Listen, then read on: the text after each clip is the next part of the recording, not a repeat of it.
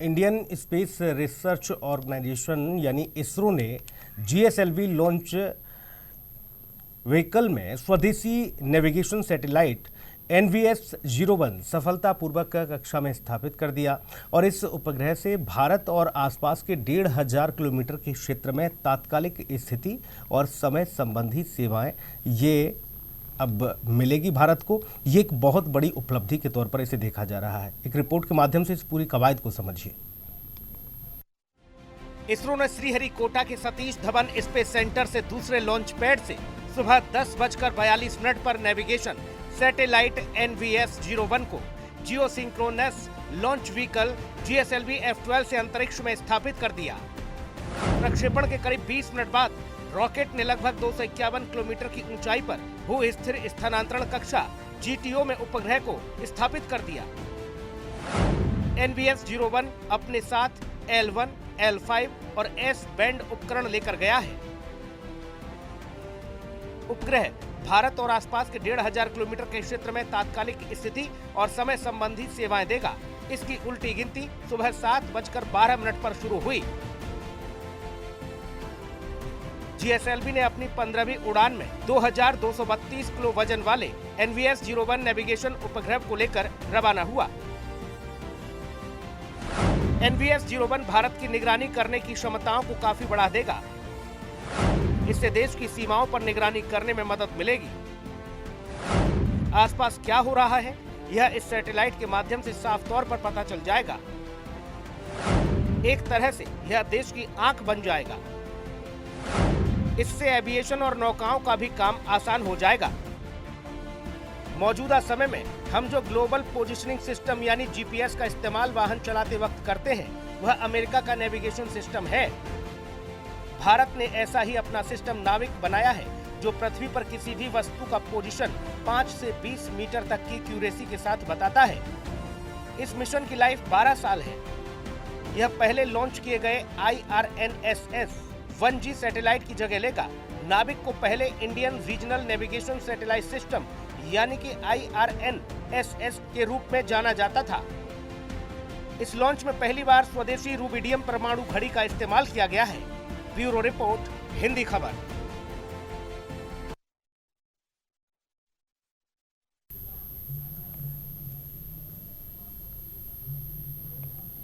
तो इसरो को एक और बड़ी सफलता हाथ लगी। आपको ये बता दें कि इंडियन स्पेस रिसर्च ऑर्गेनाइजेशन यानी इसरो ने GSLV लॉन्च से स्वदेशी नेविगेशन सैटेलाइट NVS-01 सफलतापूर्वक कक्षा में स्थापित कर दिया है।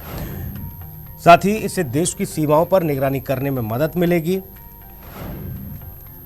आसपास क्या हो रहा है और इस सैटेलाइट से साफ तौर पर यह पता चल जाएगा। एक तरह से यह देश की आंख बनकर सामने मौजूद रहेगा। इससे एविएशन और नौकाओं का भी काम आसान हो जाएगा। अब तक स्थिति उस तरह की नहीं थी। NVS-1 भारत की निगरानी करने में क्षमता को और बढ़ावा देगा और इससे देश की सीमाओं पर निगरानी करने में मदद मिलेगी। यानी कि भारत की हर गतिविधि पर तो नज़र रहेगी, लेकिन भारत के आसपास के जो विरोधी देश हैं उनकी एक्टिविटी किस तरह की है, भारत के अंदर दाखिल होने को लेकर या फिर उनकी सीमाओं पर 1500 किलोमीटर तक का ये पूरा मापदंड इसरो को सैटेलाइट के जरिए भेजेगा। तो वहाँ की हर एक तस्वीर को स्पष्ट करके ये भारत के पास आएगी और इससे सुरक्षा व्यवस्था की अगर बात की जाए या फिर ये माना जाए कि सेनाओं में चाहे वो एविएशन सेक्टर हो या फिर समुद्री नेवी का मसला हो या भारतीय फौज का मसला हो, ये हर जगह की एक्टिविटी पर नज़र रखकर वहाँ से तस्वीरें भेजेगा और आगाह करेगा। यानी कि तीसरी आंख के तौर पर ये काम करेगा। और इसमें आपको बता दें कि सारा जो सिस्टम लगाया गया है वो रूबी एडिशन एक घड़ी के तौर पर भी इसको भेजा गया है, ताकि वहाँ से टाइमिंग का भी हर चीज़ की अपडेट मिल सके। आसपास के क्षेत्र में तात्कालिक जो स्थिति रहेगी उसका पता चलेगा। भारत के आसपास, क्योंकि भारत पर तो निगरानी रखनी है, अमेरिका की ग्लोबल पोजीशनिंग सिस्टम यानी GPS की तरह जैसा ये काम करेगा। और ये भारत का खुद का सिस्टम है। वाहन चलाते समय जब आप GPS का इस्तेमाल करते हैं, इसी तरह से ये भी अब इस्तेमाल आप अपने खुद के इस सैटेलाइट को इस्तेमाल करके आप इस तरह की चीज़ें हासिल कर सकते हैं, यानी कि एक बड़ी उपलब्धि इसरो के द्वारा ये मानी गई है, जिससे अपनी कक्षा में स्थापित कर दिया गया है।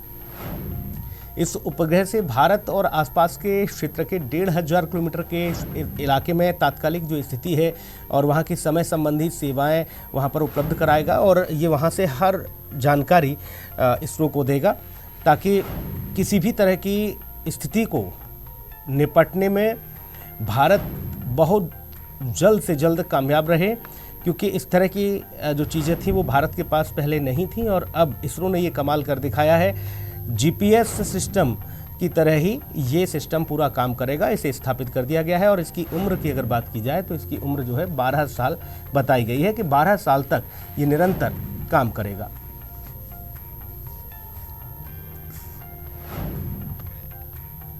तो GSLV F-12 लॉन्च कर दिया गया, और आपको बता दें कि इसकी जो स्थिति रहेगी वो भारत में तीसरी आंख के तौर पर रहेगी। जैसे घरों में और दफ्तरों में और बाकी आपने देखा होगा तमाम प्रतिष्ठित जो संस्थान रहते हैं, वहाँ जो CCTV कैमरा रहता है वो एक एंगल से वहाँ की हर एक अपडेट को टाइमिंग के साथ जैसे बाध्य रखता है, उसी तरह से देश के ऊपर हर एक गतिविधि पर ये नज़र रखेगा। भारत ही नहीं, आसपास के भारत के करीब 1500 किलोमीटर के इलाके को भी ये अपनी रडार में लेगा। वहाँ की विशिष्ट तौर पर हर एक गतिविधि पर निगरानी रखते हुए वहाँ की हर हलचल को इसरो को भेजेगा, ताकि यहाँ से सारा जो सिस्टम है वो संचालित हो सके। और जो चीन की अगर बात की जाए कि चीन लगातार भारत में दाखिल होने के लिए कयास करता रहता है, या भारत की सरजमी पर आगे बढ़ने के लिए कोशिशें करता है, उन सारी चीज़ों में बहुत सहूलियत मिलने वाली है, और सैन्य शक्ति भारत की इससे बढ़ेगी, क्योंकि हर जानकारी, हर अपडेट भारत के पास होगी।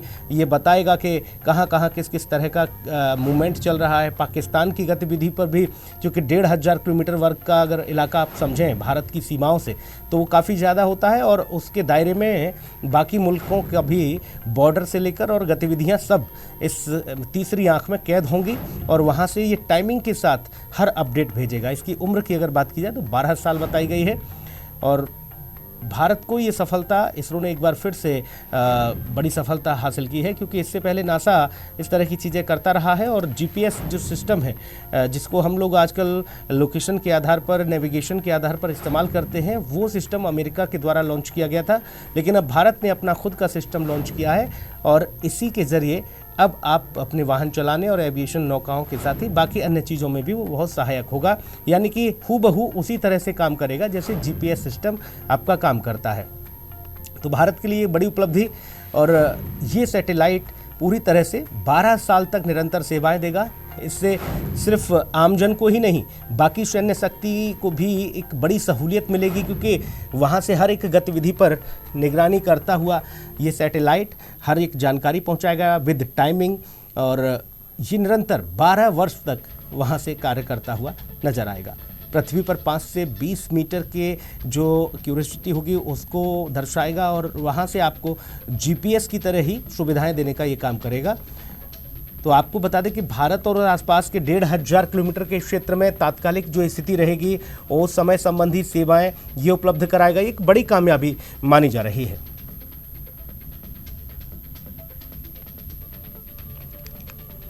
तो इसरो ने एक बार फिर से और एक बड़ी उपलब्धि हासिल की है, और ये भारत के लिए गौरव की बात है, गर्व की बात है, क्योंकि बाकी जिन सिस्टमों पे हम विदेशी सिस्टमों पे निर्भर हुआ करते हैं, और भारत एक बड़ी ग्लोबल अर्थव्यवस्था के तौर पर ही नहीं, बाकी तकनीकी के मामले में भी एक के बाद एक इतिहास रच रहा है। और इसी का ही एक बड़ा उदाहरण है कि इंडियन स्पेस रिसर्च ऑर्गेनाइजेशन यानी कि इसरो ने GSLV लॉन्च व्हीकल से स्वदेशी नेविगेशन सैटेलाइट यानी कि NVS-01 सफलतापूर्वक उसकी कक्षा में स्थापित कर दिया है।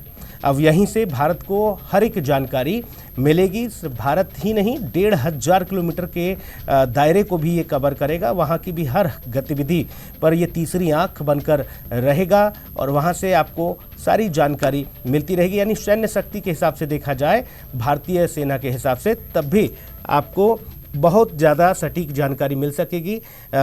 इस तरह के कयास भी लगाए जा रहे हैं। अमरपाल सिंह हैं हमारे साथ, वैज्ञानिक हैं। अमरपाल जी, बहुत स्वागत है आपका। Thank you sir. Amarpal ji, NVS-01 सफलतापूर्वक कक्षा में अपने स्थापित हो गया है। सर, किस तरह का इसका कार्य रहेगा और कितनी बड़ी ये से उपलब्धि माना जाए? ये उपलब्धि के तौर पर देखें तो ये विश्व लेवल पर बहुत बड़ी उपलब्धि है, क्योंकि ये जो है एक कॉन्स्टेलेशन, जो 7 सैटेलाइट का कॉन्स्टेलेशन बनाया जाएगा जी, उनमें से आज इसका एक सफल प्रायोगिक परीक्षण है। और उसके तौर पर हम देखें तो कुछ ही देशों के पास में ये अपना डेटा सुरक्षित रखने की तकनीक थी जी। अब जैसे कि हम यूएसए पे डिपेंड थे, रॉसकॉस्मोस रसिया पे डिपेंड थे, या फिर अदर कंट्रीज पे डिपेंड थे। आज का जो जीपीएस है हम लोग यूज करते हैं हर जगह। जैसे कि आप मोबाइल खोलते हैं और उसके बाद गूगल मैप चाहिए, आपको गूगल से कोई भी डेटा चाहिए तो वो जो है वो जीपीएस के माध्यम से जाता है, ग्लोबल पोजिशनिंग सिस्टम।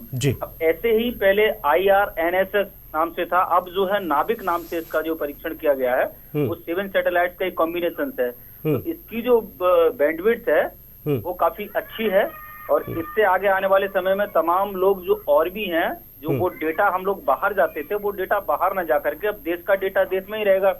और हमारे यहाँ पर जो सैनिक हैं उन्हें सटीक पोजीशन जानकारी मिल सकेगी, चाहे वो नौसैनिक हो, थल सेना हो, जल सेना हो, वायुसेना हो। तो तमाम प्रकार की जो सैनिक गतिविधियां और आए दिन तमाम आतंकवादी गतिविधियां होती रहती हैं, उन पर भी बड़े आसानी से ट्रैक कर सकते हैं हम उन सारी चीजों को, उनकी एग्जैक्ट लोकेशन ले सकते हैं। 5 मीटर से लेकर के 20 मीटर तक इसका जो है एग्जैक्ट चीजों के बारे में फाइंड आउट कर सकते हैं इन चीजों से। तो ये बड़ा मील का पत्थर साबित होगा आगे आने वाले समय में। जी सर, सैन्य शक्ति को तो हमारी बढ़ावा मिलेगा ही, चूंकि तीसरी आंख बनकर देश के ऊपर ये स्थापित हो चुका है सैटेलाइट। लेकिन क्या आमजन के लिए इससे कुछ राहत है? क्योंकि या फिर आने वाले समय में ये माना जाए सर कि आमजन इसी का इस्तेमाल करेगा या फिर जीपीएस पर ही निर्भर रहेगा?